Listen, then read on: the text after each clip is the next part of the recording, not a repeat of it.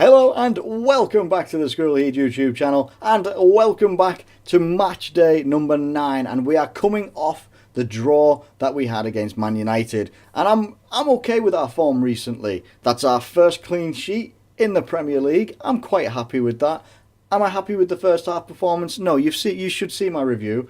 I wasn't happy with it whatsoever. I actually missed it completely, but I did catch some highlights of the first half, and there were no highlights from a Liverpool fan perspective.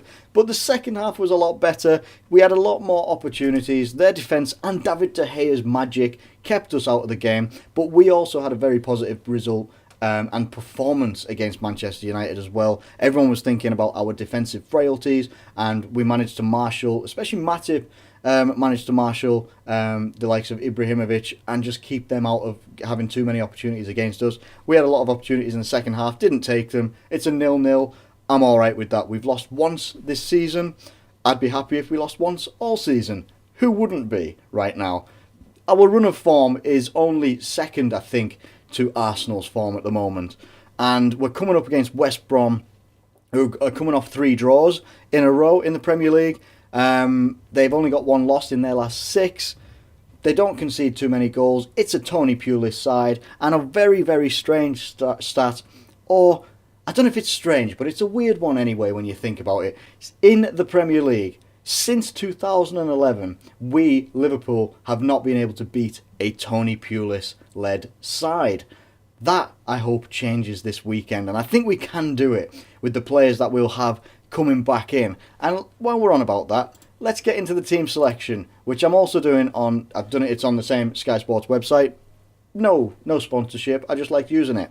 Okay, it's a bit weird though, because it doesn't include Milner as a defender, so I'm basically just going to run through the team that I think will be starting for us against West Brom. I do think that Karius will be keeping his place in goal. I think we've got to... it's the same thing over and over that we as fans keep thinking, but all the pundits are absolutely hammering Karius for looking very nervous and such like that. But then there'll be a couple of people that mention, well, do you not remember when David De Gea first came to the Premier League?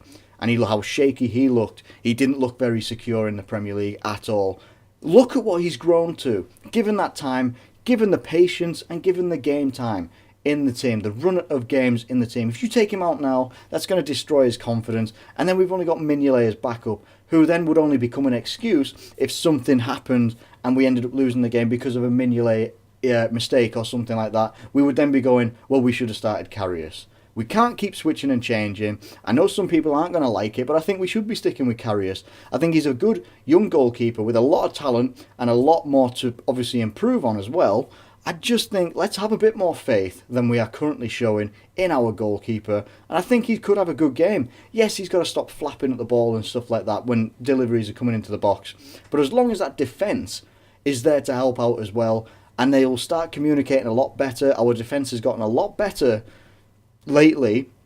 Yes, it sometimes does look shaky, but if other teams' defences look shaky, just like ours does, it doesn't get as scrutinised as Liverpool's does because of our defensive frailties in the past. In the near past, when we've had the likes of Daniel Agger, Sacco even at times, Skirtle, when we've had Kolo Touré and he scored some fantastic own goals. When we've had those sets of players, they've always been rotated in and out.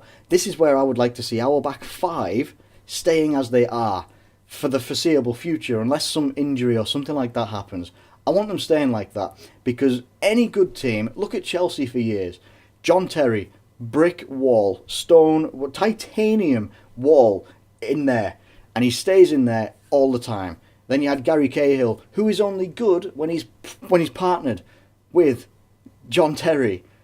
They were solid as a brick wall, and when they had Petr Cech as well, they were nigh on impossible to impregnate. So I think we need to keep the faith, keep these guys all lined up, and that back 4 as well. Nathaniel Klein, no question, always gets in the team. Always, always, always.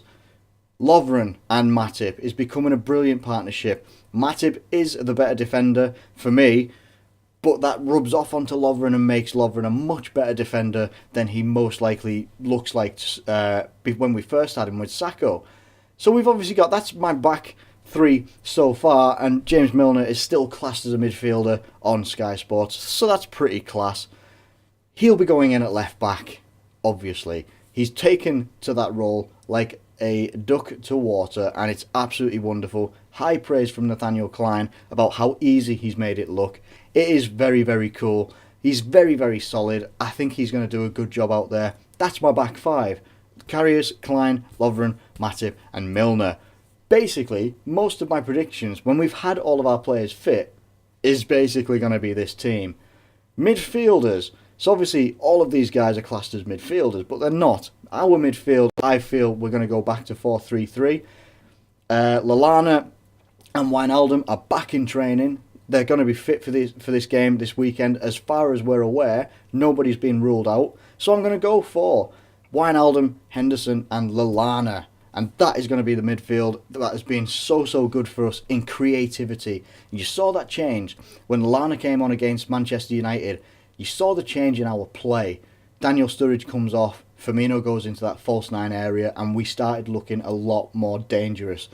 That is where that comes in. The passes start to connect a lot more. I'm not criticising Sturridge too much, but he doesn't do the same sort of job that these guys do when they're linking. That little Brazilian connection we've got with Coutinho and Firmino. Those guys, especially, and the hard work rate that we've got from Henderson and Wijnaldum. And then you've got the creativity and the spark that Lallana's in at the moment. And then we move on to our front 3, which speaks for itself. Coutinho, Sadio Mane, Roberto Firmino. I just think that speaks for itself. We've done very well with it so far. And if they're all fit, with the competitions that we're in, or the lack of competitions we're in this season, that is the starting 11 that I would go with. I don't see any reason why we would change our starting 11 just to cater for any other sort of games that we might have coming up. That is my starting 11, and I think we can do some good damage with that one. So going back to the form of West Brom as well, they got a good result against Tottenham, a 1-1, which isn't any mean feat really, especially when Tottenham seemed like they were coming into some good form, getting that victory against Manchester City, and they just weren't able to capitalise on it. Getting a 1-1 and a 1-1 against Stoke and Sunderland, maybe not the most impressive results, but you haven't lost. They've lost once in their last 6 games. They're not doing too badly. They'll be looking to keep out the dangerous attacks of Liverpool, but I think we're going to be very dangerous in this game. I think we're going to be wanting to come out after the Man United game with the players that we have fit, that we've been playing with all season, or at least since after the Burnley game anyway. I think we're going to do very well in this game. I can see Liverpool coming out as 2-0 victors, but I wouldn't be surprised if we ended up going to like 3-0 or 3-1 or something like that. I can see their aerial presence with, like, if Salomon Rondon's playing especially, might cause us a bit of trouble because he's got deceptive pace and he is a hell of a presence when it comes to aerial balls and stuff like that. But hopefully a clean sheet would be okay. It would be quite nice.